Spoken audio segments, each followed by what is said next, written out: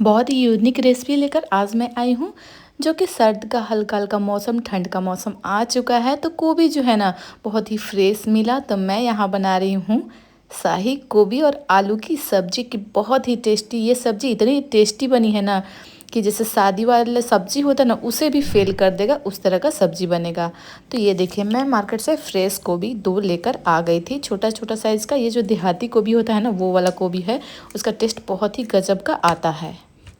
तो इसे सबसे पहले क्या करना है, इसका डंठल को तोड़ लेना है और गोभी को हमें छोटा छोटा साइज़ में कटिंग करना है, बड़ा नहीं करना है, क्योंकि इसे हम कढ़ाई में ही बनाएंगे ना। तो इसे छोटा छोटा पीसेस कटिंग कर ली हूँ। अब यहाँ मैं ले रही हूँ 2 आलू बड़े साइज़ का, आप चाहे तो छोटा बड़ा कोई भी ले लीजिए। और इसे अच्छे से छील लेना है। और आलू जब छिला जाए ना तो उसे वॉश कर लेना है पानी से। तो पानी से मैं वॉश कर ली हूँ। अब इसे चौकोर शेप में कटिंग करना है, तो उसके लिए इस तरह से आपको आलू को कटिंग करना है।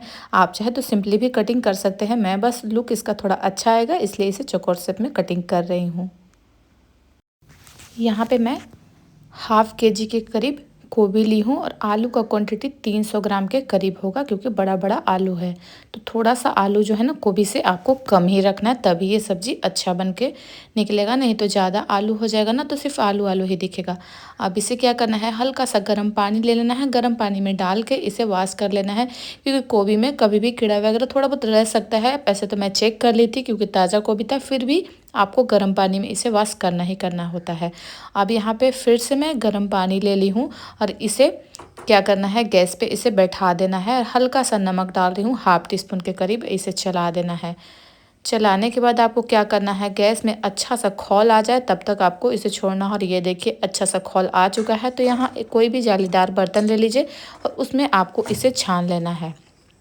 ये देखिए, ये है मूली। जैसा कि मैं बताई कि सीजनली सब्जी का मैं कुछ अच्छा सा रेसिपी बनाकर दिखाऊंगी।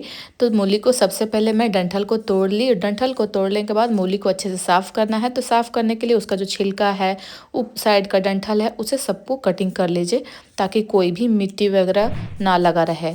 अब यहाँ पे मैं उसे वॉश भी कर ली थी, छीलने के बाद फिर से धो लीजिएगा ज़रूर से। इसी के बाद आपको क्या करना है, कोई भी क्रश करने वाला इस तरह का ले लीजिए और उसमें मूली को क्रश कर लीजिए।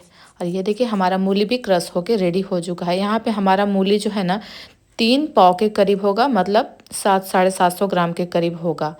और ये देखिए, ये मूली का कुछ पत्ता है जो कि मतलब पतला पतला पत्ता होता है ना, खींचा वाला, उसे भी मैं कटिंग कर ले रही हूँ। उसके पहले उसका जो रेशा होता है ना उसे निकाल लीजिएगा, जो कि डंठल वगैरह होता है। इसके बाद ही इसे कटिंग कीजिएगा। और ये जो मूली हमारा क्रश किया हुआ है, इसका पानी अच्छे से निचोड़ के आपको निकाल लेना है कुछ इस तरह से। क्योंकि जब हम आटा गूँथेंगे ना, मैं यहाँ मूली का पराठा बनाने जा रही हूँ, तो जब भी आप पानी निकाल के ही इस तरह से कीजिएगा, नहीं तो आपका पानी मतलब आटा में जब भी डालिएगा ना तो आटा आपका गीला हो जाएगा। और ये पानी को अभी रखना है, क्योंकि अगर पानी कम हो ना तो उसी पानी को आपको यूज करना है। यहाँ पे मैं कोई भी मेजरमेंट कर लीजिए कप या कटोरी से। यहाँ पे मैं आटा ले रही हूँ 2 से 2.5 कप के करीब, इस बड़ा कप से। अगर वज़न में से नापेंगे तो हाफ केजी के करीब होगा। अब यहाँ पे पत्ता और ये हमारा जो मूली क्रश किया हुआ था उसे टेस्ट के अकॉर्डिंग नमक इसमें डाल दीजिए। मंगरेल और अजवाइन डालना ज़रूरी है, ज़रूर से डालिएगा, क्योंकि खाना जो है ना हज़म होने में आपको सहायता मिलेगा। यहाँ पे मैं सब्ज़ी मसाला डाल रही हूँ, इससे टेस्ट बहुत ही गजब का आता है पराठा में। आप चाहें तो डाल भी सकते हैं या नहीं भी डाल सकते, ऑप्शनल है। अब मैं आटा लगाने के लिए उसी पानी का इस्तेमाल कर रही हूँ जो मूली वाला पानी निकला हुआ है। पानी को बिल्कुल थोड़ा थोड़ा करके ही डालना है, ज़्यादा बिल्कुल नहीं डालना है, क्योंकि आटा जो होता है ना वो गीला हो जाता है। और ये देखिए, हमारा आटा गूँथ के रेडी हो चुका है। इसका टेक्सचर देखिए कितना गजब का लग रहा है, जो पत्ता डाला हुआ ना उसके वजह से। यहाँ पे उसे ढक के छोड़ दी हूँ और दूसरा तरफ कढ़ाई बैठा दी हूँ, सब्जी बनाने की तैयारी करते हैं। यहाँ पे एक दालचीनी का टुकड़ा, बड़ी इलायची, छोटी इलायची और लौंग है, और जो हमारा शाही जीरा होता है, लाल मिर्च है, सबको ले लेना है, जो भी गर्म मसाला आपके पास अवेलेबल हो। अब यहाँ हमारा 2 टीस्पून के करीब सरसों का तेल डाली हूँ। इसमें जो हमारा गरम मसाला है उसे डाल दे रही हूँ। इसके बाद लहसुन की कलियाँ 1 पोट के करीब है, 12 से 15, उसे डाल देना है। 1 से 2 प्याज कटा हुआ, बारीक कटा हुआ, उसे डाल देना है। प्याज को बिल्कुल बारीक बारीक ही कटना है, इस बात को आप ध्यान दीजिएगा। अब यहाँ पे 2 से 3 टमाटर ले रही हूँ, छोटा साइज़ का। टमाटर डालना ज़रूरी होता है यहाँ। ये जो हमारा बन रहा है ना सब्ज़ी, बहुत ही टेस्टी सब्ज़ी बनेगा। जैसे कि शाही पनीर बनता है ना, उसी तरह का ये सब्ज़ी बन के रेडी होगा। तो यहाँ टमाटर को भी कटिंग करके इसमें डाल दे रही हूँ, इसे फ्राई कर देना है। ये जो मसाला है ना, बहुत ज़्यादा फ्राई नहीं करना होता है, मतलब और बहुत कम भी नहीं। यहाँ पे थोड़ा सा नमक डाल रही हूँ, इससे हमारा जो मसाला है ना अच्छे से पक जाता है। और इसे फ्राई करना है। इसे आप गैस का हाई फ्लेम पे भी आप कर सकते हैं, कोई दिक्कत नहीं है। हल्का सा ये डंठल डाल दी थी धनिया पत्ता का, और ये हमारा मसाला फ्राई होके रेडी हो चुका है। तो एक थाल में इसे निकाल रही हूँ, थोड़ा देर के लिए इसे ठंडा होने के लिए छोड़ देना है। और जब ठंडा हो जाए ना, तब इसे ग्राइंड कर लेना है। ये देखिए हमारा मसाला बिल्कुल आपको एकदम फाइन सा पेस्ट बनाना है, एकदम चिकना। इस बात का भी आप ध्यान दीजिएगा। यहाँ दूसरी तरफ फिर से कढ़ाई बैठा रही हूँ। कढ़ाई में यहाँ पे मैं 2 से 2.5 टीस्पून के करीब सरसों का तेल डाल रही हूँ।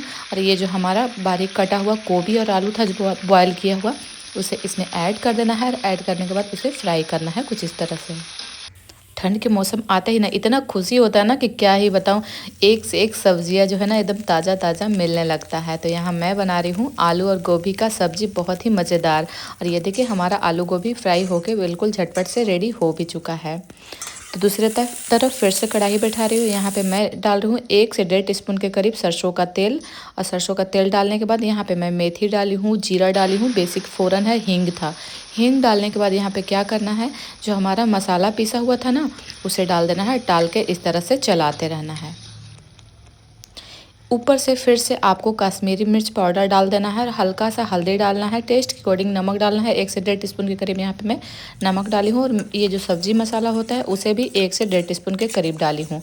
सबको डालने के बाद अच्छे से मसाला को भून लेना है। ये जो मसाला है ना बहुत ज़्यादा फ्राई नहीं होता है, क्योंकि हमारा जो प्याज वाज वाला मसाला ऑलरेडी फ्राई होकर निकला हुआ रहता है।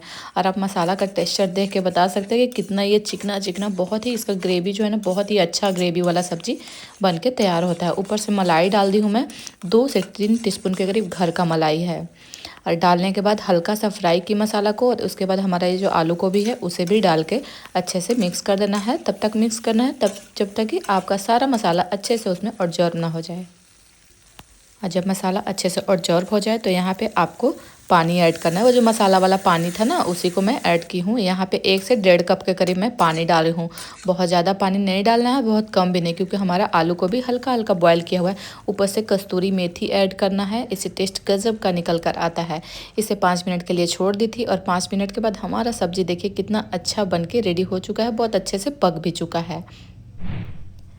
तो आप भी इस तरह से अपने घर में कुछ चटपटा सा, अब इस ठंड में कौन कौन सा रेसिपी बना रहे हैं ये हमें कमेंट करके ज़रूर बताइए। तो इसके साथ कॉम्बिनेशन में मैं बना रही हूँ मूली का पराठा, जिसे मैं दिखाई हूँ पीछे कि इसे किस तरह से आटा गूंथ कर रेडी की थी। तो अब इस तरह से रोटी की तरह गोल गोल ऐसे शेप ले लेना, हल्का सा आटा लगाना है, क्योंकि ये मूली वाला जो आटा होता है ना वो पानी छोड़ देता है, तो आटा हल्का सा लगाना ज़रूरी होता है।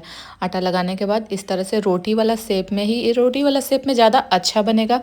आप चाहे तो अपने अकॉर्डिंग कोई भी पराठा का शेप दे सकते हैं।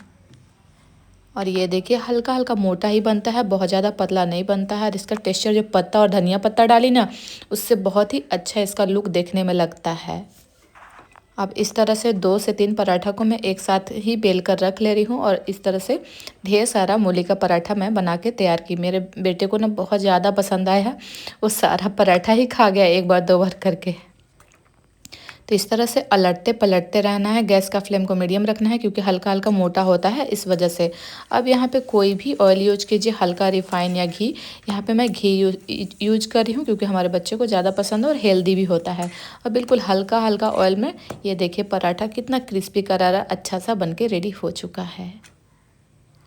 इसी तरह से सेम प्रोसेस के तहत दोबारा पराठा इसी तरह से डाल दी, उलटते पलटते ऐसे हल्का हल्का घी लगाई हूँ। और घी लगाने के बाद इसे क्या करना है, इसे बिल्कुल गैस का फ्लेम मीडियम रखिएगा। अगर ज़्यादा होता है ना थोड़ा जलने लगता है, और तभी आपका पराठा जो है ना अच्छे से पक के रेडी होगा। और ये हमारा ढेर सारा पराठा बिल्कुल झट से बन के रेडी हो चुका है। आप चाहे तो बच्चों को लंच में भी छोटा छोटा बना के दे सकते हैं, या ऑफिस का भी लंच में, या बच्चों दोनों ही बहुत चाव से पसंद करेंगे। पराठा बन गया, सब्जी भी बन गया, तो चलिए जी सर्व करते हैं। यहाँ पे मैं गोभी और आलू का ये जो सब्जी बनाई हूँ ना, बहुत ही गजब का सब्जी बन के रेडी हुआ है। आप देख सकते हैं इसका टेक्सचर देख के, बहुत टेस्टी बना। ये सब्जी मेरे घर में सबको बहुत पसंद आया। रेसिपी अच्छा लगे तो चैनल को सब्सक्राइब कीजिएगा, पेज को फॉलो कीजिएगा और कमेंट करके ज़रूर बताइएगा आपको ये रेसिपी आज की हमारी कैसी लगी। ऊपर से मैं स्प्रिंग ऑनियन डाल दी हूँ ताकि इसका लुक जो है ना और भी अच्छा हो जाए।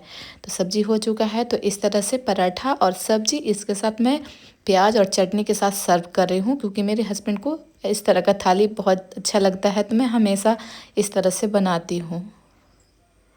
और आज का हमारा ये स्पेशल थाली मेरे बच्चे और मेरे फैमिली के लिए बनाकर तैयार की हूँ। और ये देखिए पराठा क्या ही गजब का सॉफ्ट बनता है, मैं क्या बताऊँ आपको। इसका अंदर का टेक्सचर दिखाती हूँ, बहुत ही अच्छा लगता है और रोटी फूला फूला भी बनता है। आप चाहे तो इसका रोटी पूड़ी कोई भी बना सकते हैं।